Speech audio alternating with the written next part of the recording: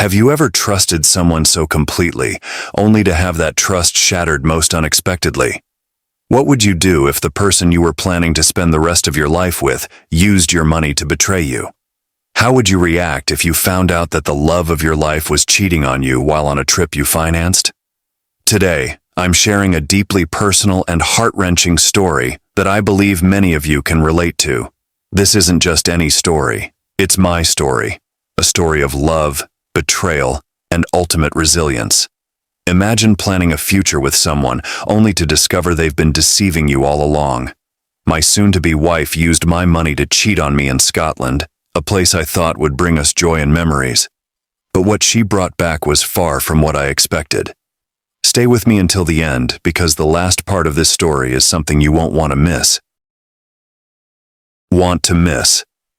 It's a twist that is both heartbreaking and eye-opening, and it taught me some of the most valuable lessons about trust and self-worth. So grab some popcorn, settle in, and join me on this emotional roller coaster. Trust me, you'll want to hear every single detail. Let's dive in. Revenge. Lynette and I started seeing each other when we were in college. We were both studying psychology and met in our abnormal psych class. She was this tall glass of water with blonde hair, a cute little nose, and dimples on her face that I couldn't get enough of. She was smart, like mad brilliant. We had a study group with many people taking the same classes as us, and I ended up asking her out, and that was that. Turns out we were both in the same dorms, and we tried our best to focus on our education there because we both had to pay our way and couldn't risk going to waste. Lynette had 3 other sisters, and her father passed away when she was 11. Her mom, Christina, never remarried, but she did very well for herself. She started up this nail salon, and it ended up growing into a top-rated spa. It became successful, and she opened many of them around the city and eventually expanded to other cities. Lynette is the oldest of 4 girls at 27. Her youngest sister just turned 20. Her mom had young kids at 17, so she's 44. I'm not gonna lie. Christina is a babe. She worked hard in every aspect of her life. She stayed healthy, cared for her body, and followed a rigorous regimen. She reminds me of Heidi Klum. Lynette is quite gorgeous herself. She gets it from her mother. Anyway, this is all to say that I found out Lynette was cheating on me with her teacher. Lynette is taking her master's in psychology, and I, being the idiot, had agreed to pay for her master's because I was doing well. Long story short, I got lucky and took a research position at a university right out of university. Here, I was able to complete my master's while working. I landed a professorship soon after that. Lynette took a bit longer to finish her psych degree, and then took a few years off to help her mom with her business. She tried to switch gears and took a massage therapy course, but she didn't like that. I told her to take her time because I was working steadily, and we didn't have to worry about money. She ended up traveling with a girlfriend to Europe. She wasn't cheating on me at this point. I surprised her while we were in Paris. I got her friends to meet me at a certain point by the Eiffel Tower to propose to her. I made it all romantic and crafty, and it was beautiful. She said yes, and we traveled through France together and then came home. France was their last pit stop, so it worked out nicely for all of us. She thought of returning to school to get her master's, and I said she should go for it and I would fully support her. I'd even pay for it. She was over the moon. At first, she didn't accept my offer because she didn't want me to feel obligated to help her. She said I didn't have to, but I told her I wanted to. Since I was able to, why not? So, yeah, she ended up enrolling and starting her master's. I'm not going to lie, she had a hard time the first year. She kept talking about quitting and that she wasn't cut out for it and it was too hard. I tried to be supportive in those moments while giving her tough love. I mean, I was paying for it because I believed in her and that she could do it, but I also didn't want that money just going to waste, you know? Then, in the second year, she found this newfound passion for everything, almost like she had this second wind. I was all for it. I was like, yes, you can do this. Awesome. She was getting good grades, acing everything. She was even being asked to take on extra projects. People were contacting her for help with their stuff. All seemed good. One of these classes was online and happened to be a nighttime class. I didn't know then that it was a nighttime class because the professor was in Scotland. He was a world-renowned psychologist at the University of Edinburgh. It was a 3-hour thesis class once a week, starting at 6 p.m. It was supposed to last until 9 p.m., but then she stayed up until midnight most days because she would talk to the professor about the assignments he had assigned. But what I also didn't know at the time was that they were actually up on webcam together on Trello, basically having online sex together. She was taking her clothes off on camera and doing things to herself before him. Yes, this did boost her grades. But no wonder.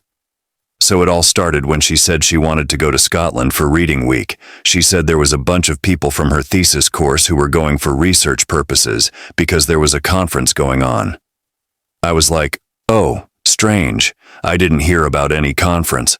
I have always heard about conferences in my profession, but I haven't heard anything about one in Scotland, so I ended up catching her in a lie there.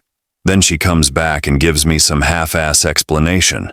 She's like, oh, sorry, I misunderstood what my class was saying. It's not a conference, but they were going to meet with students from the University of Edinburgh because there's a bunch of research going on there that students in her class, including her, were working on. They wanted to exchange information and collaborate. I looked at her sort of like, okay. And she's like, it's just for a week. And she looked at me like, pretty please? I'm like, wait, you want me to pay for this? And she's like, I'll pay you back. I'm like, how important is this trip for your thesis? And she's like, it's basically whether I pass or fail. Yes, in hindsight, she was telling me that it was a pass or fail, wasn't a lie. I'll get to this later. Anyway, she started to panic because I didn't say yes immediately to pay for her trip. And yeah, you can get at me for enabling her, but I ended up caving. I said, hey, why don't we make a thing of it and I can go with you? And then she said, I'll be so busy with school there. I'm not going for fun.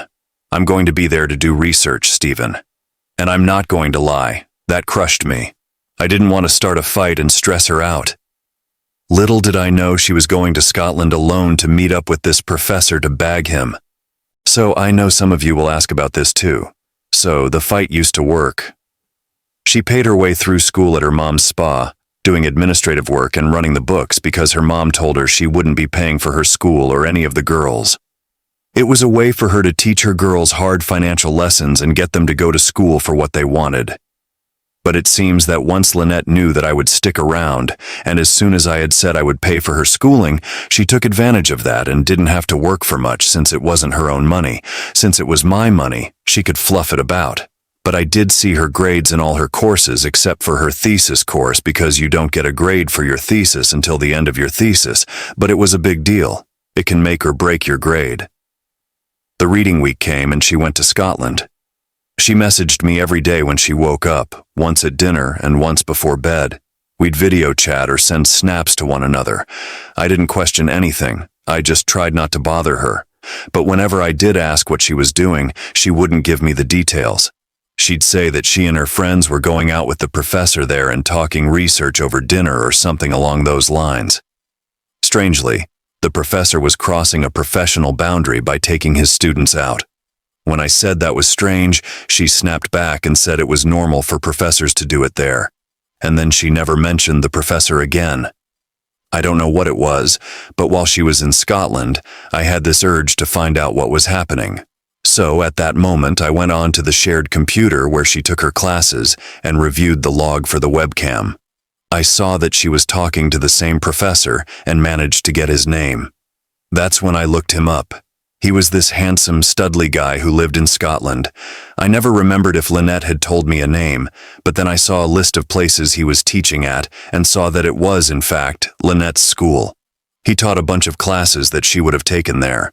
After that, I had to be extra sure, so I went into the web history and looked up the forum where she takes her classes. Because the passwords were saved on the computer, I could get in.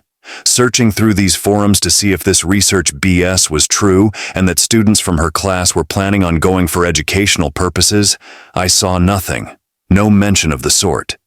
But then I saw DMs from her professor who gave her information for this Trello account and told her to contact him there.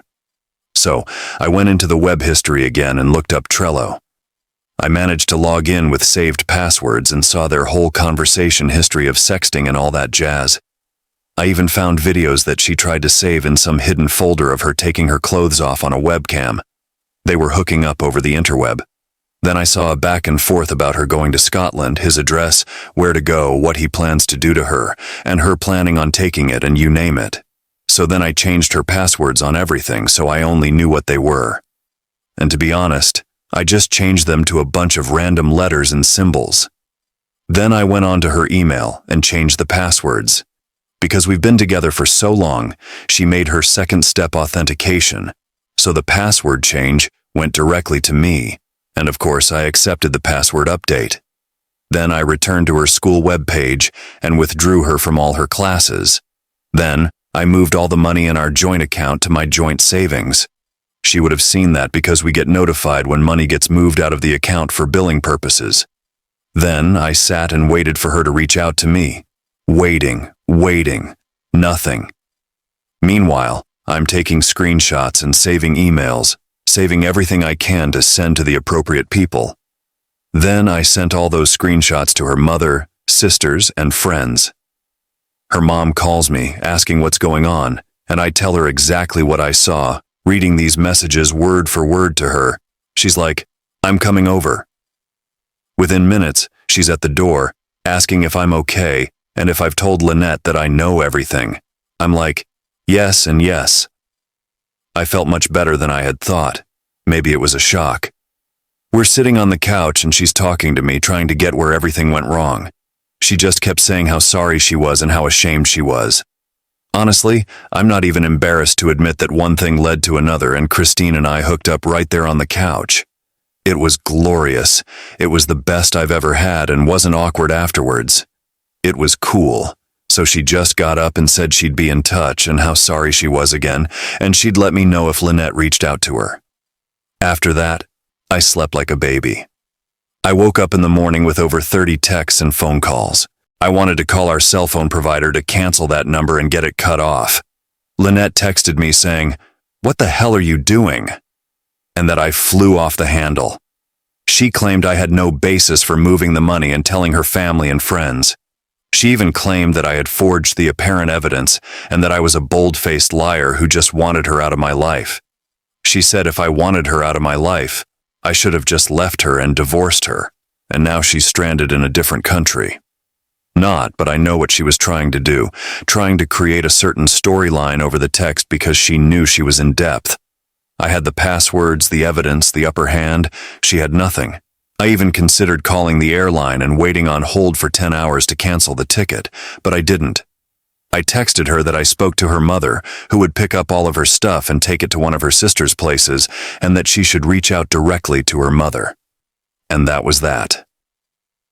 After about a half hour, I got a call from Christina. She tells me that Lynette reached out to her and was unconscionable, trying to tell her that I left her high and dry in Scotland, and she doesn't know what to do or how to come home. Lynette told her she was researching and trying to create a good life for us. She hasn't noticed that I withdrew her from all her courses, and I didn't tell Christina I did that, so Christina came over that night to help me pack up Lynette's stuff, a few pieces of furniture, and whatever I didn't want to keep. Her sister comes over to help haul it out of there. Christina returned, and we had a good time. Lynette tried to contact me here and there while she was in Scotland, but I couldn't find her. I ignored her frantic messages and calls. It took her longer than I thought to realize she had been withdrawn from school, and all of her hard work and my hard-earned money had gone up in smoke. Meanwhile, I contacted my divorce lawyer and got the ball rolling. To add a deliciously ironic twist, I asked Christina, her mother, to serve her the divorce papers. Christina and I have been seeing each other ever since. We're enjoying each other's company and each other's bodies. I have to say, life is pretty sweet right now. Christina has much more experience and maturity, a refreshing change from Lynette's drama. As for Lynette, she's living with one of her sisters now. I do not know if she's still in touch with that guy from Scotland, but it doesn't matter. She's left with nothing. No master's degree, no job, no money. Lynette took that abnormal psych class to heart, didn't she? A tall glass of water with dimples and all, but had a bottomless thirst for Scotsman on webcam. You paid for her master's degree, and she repaid you with a master's class in online infidelity. The long night studying suddenly made sense when you discovered she majored in cybersexting 101. Her academic passion had less to do with Freud and more with Freudian slips in Scotland. Who knew her thesis was on international relations and hands-on experience? No wonder she aced those classes. The real research was in the hands-on experiments she conducted with her professor. You handled it like a pro, though, changing passwords and withdrawing her from her courses. One way to ensure academic honesty is to delete the academic part altogether. Moving the money to your account was a stroke of genius, too.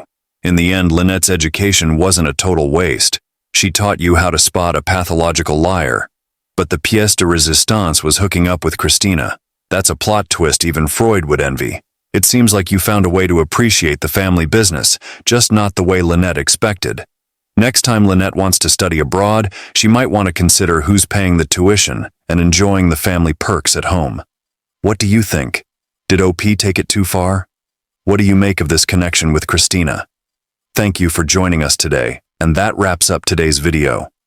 We dove deep into a story filled with twists and turns, where betrayal met its match in a tale of revenge and unexpected connections. From the shock of discovering online infidelity to the bold moves of changing passwords and withdrawing from courses, OP navigated the turbulent waters of deceit with precision, and, in a twist of fate, found solace and companionship in the most unexpected places. But the story doesn't end here. It leaves us pondering questions about trust, loyalty, and the lengths we go to protect ourselves when faced with betrayal. So, what's your take on this saga? Do you think OP's actions were justified, or did they go too far? And what about the budding relationship with Christina? Does it signify a fresh start or merely another chapter in this gripping narrative? Let us know your thoughts in the comments below, and don't forget to like and subscribe for more intriguing stories and discussions. Until next time, stay curious, vigilant, and tuned for more captivating content. Thanks for watching. As we end this captivating story, we hope you've enjoyed the journey as much as we have. If you found this video intriguing, don't forget to subscribe to our channel for more gripping narratives and thought-provoking discussions. By subscribing, you'll stay updated on our latest content and join a community of curious minds exploring the depths of human experiences. So hit that subscribe button now and turn on notifications to never miss an upload. And if you have any stories or topics you'd like us to explore, please comment below. Your feedback is invaluable in shaping the content we create. Thank you for joining us today. Until next time, keep exploring, questioning, and discovering the fascinating stories that make up our world.